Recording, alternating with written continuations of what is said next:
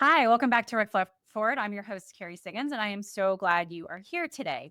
Today, my guest is Ron Carucci, and we had a glitch in the first part of this podcast. So it didn't record the first few minutes as we talked about who he is and about his company. And then we get into a great conversation on feedback. And because he is so busy, I didn't want to ask him to re record for me. So I'm just going to give you a little bit of a rundown of who he is and about his book, which he wrote a couple of years ago. And then we will jump into the interview where the recording actually picked up. So, Ron Carucci is the co founder and managing partner at Navalent, which is a company that works with CEOs and executives who are pursuing transformational change for their organizations, their leadership teams, and their industries. He has a 30-year track record of tackling really tough challenges in business, from startups to Fortune 10 companies to nonprofits to head of states to turnarounds, anything and everything he has done. He started the company, they just celebrated their 20th year anniversary in 2024. And he started it after working in the consulting world and getting tired of it and wanting to go do his own thing. So he and a couple of friends started Navalent and have grown it now to be a fantastic consulting company that does amazing things. He's written, I think, 10 books, he said. His number one bestseller was called Rising to Power. And his most recently released book is called To Be Honest, Lead with Power, Truth, Justice, and Purpose, where they did a 10-year study on what makes organizations honest or dishonest. There's all kinds of ways to tell if people are going to do the right thing in an organization or if they're not. And that talks about who you are as an organization, how you have accountability within the organization, how you have governance, what are the processes, what are those cross-functional relationships? Do people have good relationships within the team? This really affects honesty, justice, and purpose within the company. And he did a great job of explaining all of this in the first part of the interview, but unfortunately, we don't have that. So go buy his book if you really want to dig into what makes an organization honest, what makes a leader honest, and how you address these issues around accountability, around doing the right thing, around having this identity of we are an organization who does the right thing, who shows up with integrity, and how you build those relationships so that people aren't working in silos and having this all or nothing mentality, or somebody has to win and somebody has to lose, which never is healthy for an organization. So that's a little bit about him. Go check out his book. I'll include it in the show notes. But the meat of what we talked about is feedback, because I'm writing a book on feedback. That's my second book. I'm finishing up, and I wanted to interview him because I was so fascinated by his research around honest organizations and transparent organizations. Feedback is a critical piece of having a transparent and accountable company. To being a transparent and accountable leader, you have to be able to give feedback and accept feedback. And you've got to create a culture of feedback where it's safe for feedback to go in all different directions, whether that's peer to peer, manager to employee, employee to manager, if you want to really build a healthy organization. And so I really wanted to pick his brain around feedback. So we're going to jump in where he and I started talking about feedback and how you as a leader can give better feedback, or you as a peer can give better feedback to your peers, and how to really look at this as a personal responsibility to help people grow, help people develop. And it's part of your responsibility of leading a company, even if you have conflict aversion, or as he calls it, an origin story that makes you fearful for giving feedback because you don't want to disrupt harmony or for whatever reason it is. So we're going to just jump into that portion of the interview. So hang tight and we'll jump into the interview.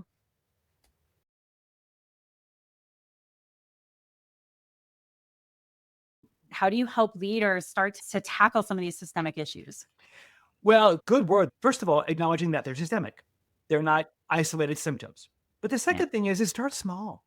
Go into your next team meeting, take the mission statement off the wall, put it on the table, and say, hey, where am I not living up to this? Where are we not living up to these values as a team? If the company followed our team around with a video camera all day and put it on silent, could that video be used to train people in these principles? Or would it be a training program on how not to do these? Ask simple questions. In your next meeting, who's doing the most of the talking? Who's not talking at all?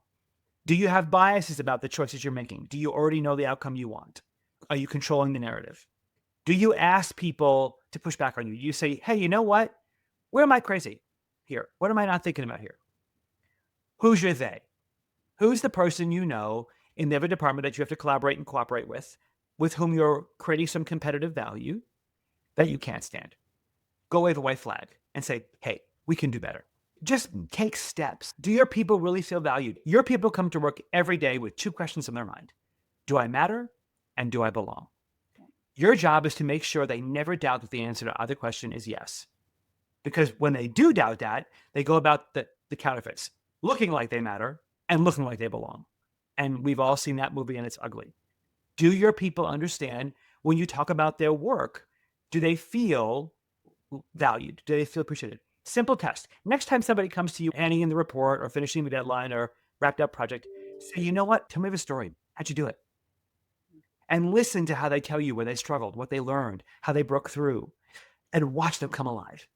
Just ask for the story. It's the simplest way to dignify somebody's work. These are not hard things, Kerry. Just make them normal to do them. Yeah, I think a lot of leaders want to put their head in the sand, right? They don't necessarily want to acknowledge this because it's painful or whatever issues they have. I don't want to deal with this, or I want to stick my head in the sand because I have confidence issues or self-esteem issues. And so they're afraid to ask these questions. What advice do you have for people who maybe are resistant to like digging in and really starting to ask those kinds of questions from their employees? Well, ask yourself what the alternative is. Right. You are flying an airplane without radar. Without calibration, you are making up a story in your head that tells you one thing that may not match reality. Probably the greatest nerve the book hit of all the chapters is the self-honesty one. That's the hardest form of honesty. It's the place you have to start. So many leaders are walking around uncalibrated because they're living in origin stories that they haven't interrogated, right? They have narratives from their past that are narrating the world around them inaccurately. They don't like me. They're going to find me out. I'm better than them and they don't see it. Whatever the narrative is, it has an origin story. It has a tale to it that you learned. It's learned behavior. And if you're not willing to unlearn that behavior, you're going to keep creating an alternative universe to the reality around you. And people are going to see you as out of touch. Yeah. And so if leaning into some of those issues feels hard, feels pointless, feels soft, feels unhelpful, consider the alternative of what catastrophe awaits you down the road. What newspaper headline you don't want to be in, what scandal might emerge, what disaster is brewing, because there are petri dishes all over your organization in which the fungus of those four things is growing. You have to ask yourself, are you going to outrun that fungus? And if you're telling yourself, I'm different, you have put yourself in the most perilous place you can.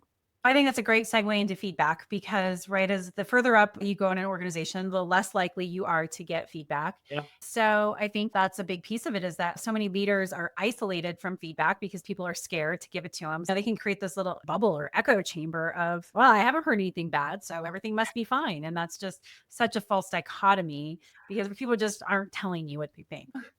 I tell my clients all the time, if you don't have somebody coming into your office 2 or 3 times a week saying something that makes you uncomfortable, you can be very confident your leadership sucks. Yeah.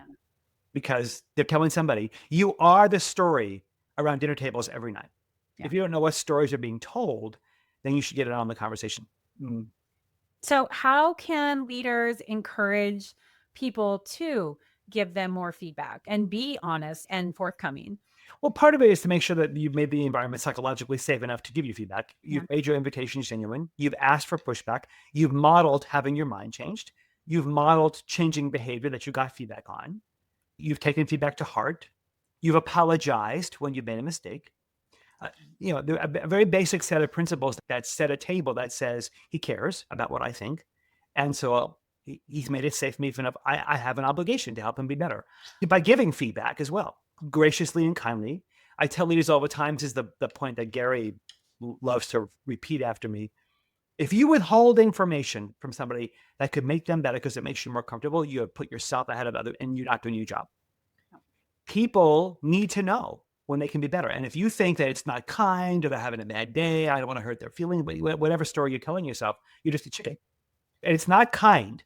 It's cruel and cowardly to withhold information.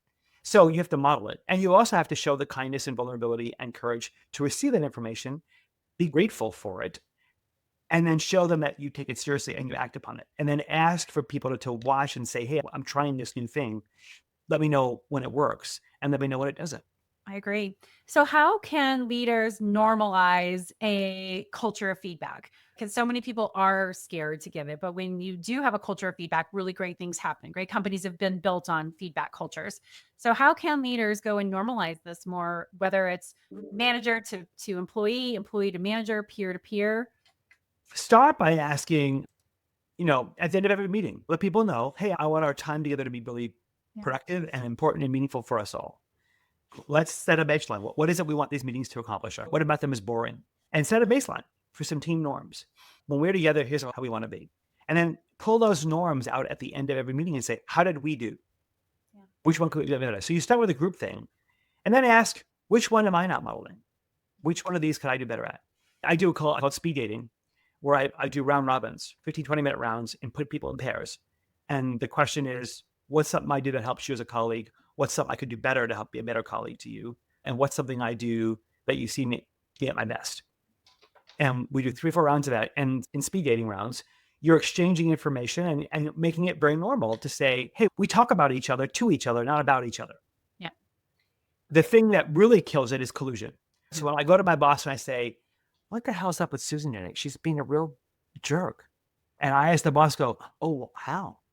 And you indulge it, right? Now you've said that collusion is the way we exchange information about each other. And I have to be the messenger to Susan.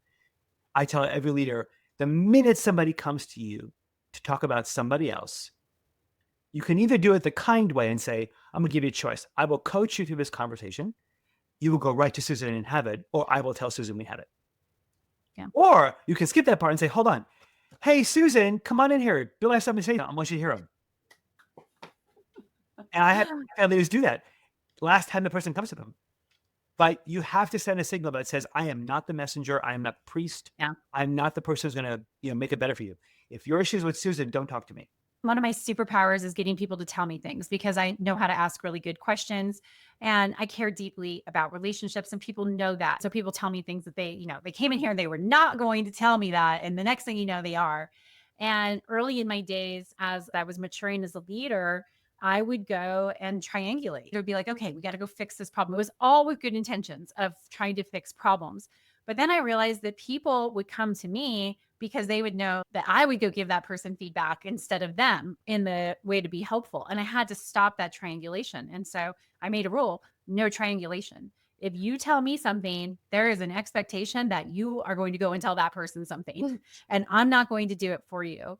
And that was something that I really had to learn as I was a young leader of like, you can't triangulate. No. You can't be that person who goes and solves other people's problems for them, especially when it comes to peer-to-peer relationships. And if you have any need at all as a leader to feel important or to feel indispensable or to feel included or to feel like, Yeah. oh, she trusts me by telling me this, then you could overindulge that need in a way Yeah. that's going to hurt your team. Yeah, I totally agree. Okay, so let's talk a little bit more about how to give feedback. So you're working on creating this psychological safety. How can leaders go in and give feedback effectively to their employees? Direct with examples, insert love, remove judgment. Yeah. No long wind-ups. That's the big one. You probably had a bad day and maybe it's me and I don't know.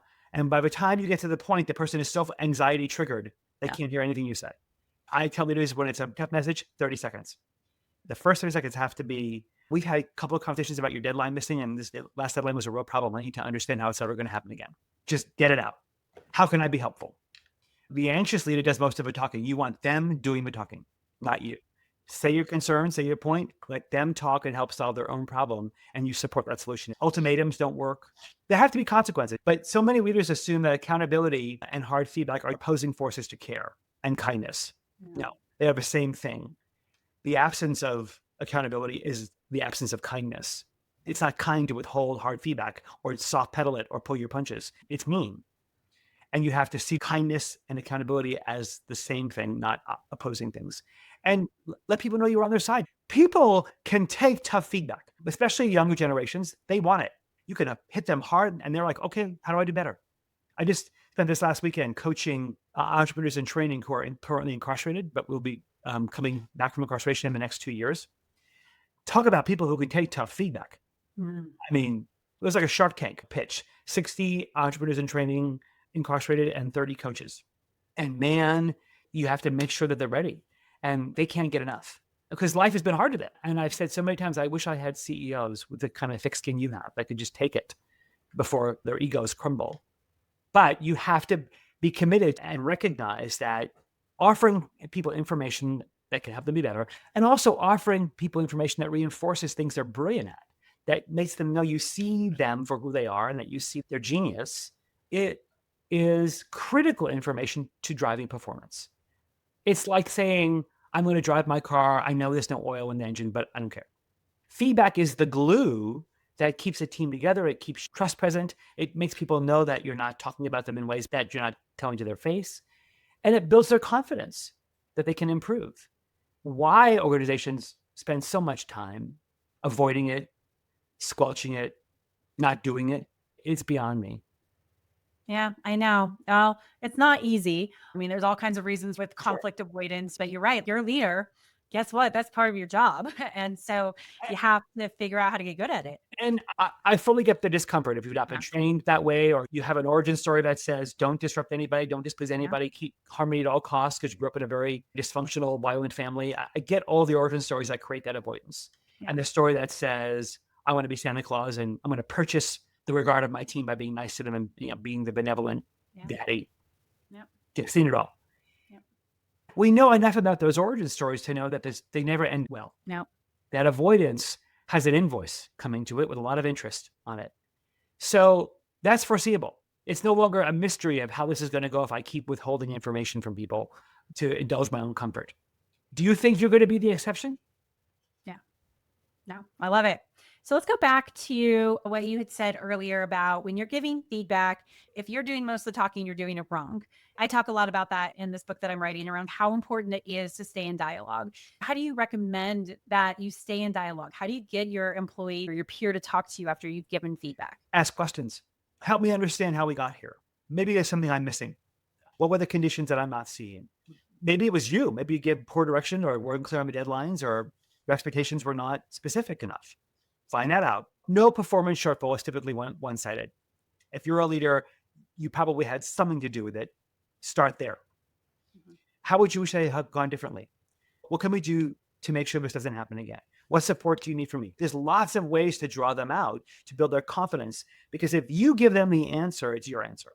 Yeah. You want them coming up with the solutions and then asking for your support in that solution so that they walk out of the office thinking about their own behavior. If they leave your office thinking about your behavior, all the things you said, they're not thinking about how they can change. They're thinking about what a jerk you were or wasn't that bad. So many times I've had leaders prepared to go give some really tough messages to some really senior executive. And I'll check in with both. And I'll check in with the person who got the feedback and I'll hear, yeah, he wasn't that upset. Give me some thoughts to think about, but it was pretty good. And I'll talk to the executive going, I was really hard on him. I pushed him hard. He is clear now what I expect. Like, what meeting were you in? All the time that happens. Yep. Because to you, you felt the weight of delivering it and you sort of projected that onto them and assumed they felt the same weight. But meanwhile, it was all babble and gobbledygook and some slip in of the, hey, if you wouldn't mind getting on time, I really appreciate it. Thanks. Yeah, that's the whole clarity piece. Clarity is so important, especially if you are conflict avoidant, uncomfortable giving feedback, a people pleaser, whatever the origin story is. Preparing yourself so that you are direct and clear. So that person does walk out going, okay, I understand, is so incredibly important. And I think a lot of people don't prepare properly. They just are like, okay, I'm going to dive in and get it over with. Sometimes if it's a really high risk maneuver conversation, it's to a board member, it's to a division president you can't afford to lose. We're going to role play. You're going to write the message out. You're going to memorize it. You're going to deliver it to me first, and I'm going to tell you how to do it better. So by the time you're actually having the conversation, you prepared yourself really well. They're not going to be words that came out of your mouth for the first time. You're going to have said them well. You're going to have calmed yourself. If you dysregulate, you're going to learn how to regulate. Do the necessary breathing you need to do to not look panicked or anxious or avoidant. The minute you signal to somebody that you're uncomfortable, you do one or two things. You make them really uncomfortable or you make them empowered to go, oh, you need to tell me this. Okay. Yeah, one of the things that I do when I know I'm going to deliver hard feedback, I look at it as how do I give this person advice? How does it come across more as advice rather than a reprimand? I think that does help you stay in dialogue a little bit better too, because people, of course, have the choice whether accept the feedback or not. You have the responsibility as a leader to give it, but they get to choose to accept it or not. And that's part of the framing of like, hey, I want to give you some advice in this situation, especially if it's a relationship based thing. Yeah. Like, I want to give you some advice on how this is being perceived. It's also really important to let the person calibrate first. So Yeah. let's say they did a presentation, it shit the bed. Yeah. Remember, they say, how did you feel it went? What was your intention? What were you thinking it would go? And they'll probably then sense some gaps and tell me more and see how far off your perception they are. Mhm. But at least it gives you a place to cut in. And when Yeah. they tell you, I was really nervous, I probably should have gone over the slides a few more times, I wasn't expecting the questions to come in the middle of the presentation. Got it. That's all great observations. Let me tell you what I saw Yeah. as a result of those things. And let's talk about how we can make it go better. Yeah. But at least you've given them a chance to own the assessment. Because if they're thinking, I crushed it, tell me why. What about it do you think you felt you crushed it? You have to figure out what story they're telling themselves and what data they collected. People were smiling and nodding. Nobody asked any hard questions. Mhm. I felt confident. All vanity metrics that tell you nothing. But at least you know what they're calibrating against in comparison to what you actually saw and what people really experienced. Yeah. And I love that because then you could modify how you're going to handle something, Exactly. right? Because if you come in hard and there's a gap between how they perceive their performance and what actually happened, you could really do some damage if you have not really understood where they're coming from first and then modify yourself to be able to say, okay, well, I appreciate that you saw those things, but so I think that's a really important thing, right? The worst one, Carrie, is when you come in hard when they're already feeling like crap. Yeah. They're hiding it, but deep inside they know they completely blew it. Mhm. And you come in and just hammer them on top of that. Yeah. But if they're already feeling remorse and guilt and shame and all the things, you have what you need. Pain point of commitment, saying, okay, I can see why you feel that way. I was there. It didn't go as you wanted. Let's talk about how to use the pain for good. Let's not waste the crisis and waste the skin knee here. How do we do better? Yeah. But Yep. if you don't know where you're cutting in and you told yourself a story that they don't care, they were careless, they didn't prepare enough, or that they lack self-awareness, whatever it is you've told yourself, that could be completely biased and Mhm. untrue. You will do more harm than good. And then they will walk away thinking about your behavior, not their own. Yeah. And our job as leaders, at least I believe, is help people unleash their own potential and to really be their best. And if you are not delivering feedback in a way that is helpful and direct and kind, like you put the love in it, then how are you helping them be their very best? And that is our job as leaders. Right. And if it's more about making yourself feel good or making Yeah. yourself feel like you're in charge, Yeah. or whatever your ego needs, Yeah. you can have your comfort, you can have your ego needs, you can have your sense of importance, you can have your sense of I told them. Yeah. That's fine. You can have that. You can't have changed performance, committed improvement, double down efforts. You can't have both. So just know that if you walk into the meeting wanting them to know how disappointed you are, you'll have that. You won't have them committed to change. Yeah, I love it. This has been awesome. Okay, so let's start to wrap things up here. So, if people wanted to come after hearing all of this and work with Nevalent, what would they do? What kind of projects do you like to take on? What's your favorite kind of thing to dive into? Because I know you do lots of different things. Well, so you can come to Navalent, Navalent.com. You can learn a lot about us there. If you want to know more about the research, you can go to tobehonest.net. We videoed all the interviews with the heroes, so you get Yeah. to hear the behind the scenes stories they told me. It's a whole TV series. It's like a news magazine show we did called Moments of Truth. There's some videos, all the research, a bunch of articles there, so you can learn more there. And follow me on LinkedIn. And if you have an executive coaching need where you're just got promoted to your first C-suite job, you have a team that's not working well, you have an organization that's in disarray, and you can't quite figure out why, those are the reasons to call. I love it. Well, thank you so much for coming on and sharing all of this knowledge with us. It has been a fascinating conversation. And I hope I get to meet you in person someday. I mean, we're kindred souls in so many ways. Well, appreciate the time. And good luck with the book. It's great to have your voice in the world, and I'm sure that your readers are going to really appreciate it. Thank you. Thank you. All right. Hang tight, everybody. I'll be right back.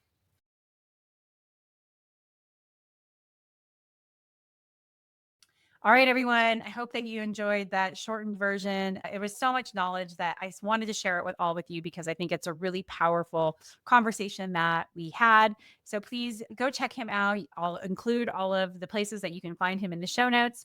And I really appreciate it. And if you think this episode could help somebody who maybe isn't great at giving feedback, please share it with them. And if you like this podcast, please share it with your network. Please subscribe to it on YouTube or your favorite podcast platform. Write a review. It's always so helpful. Thanks so much. I'll see you next week.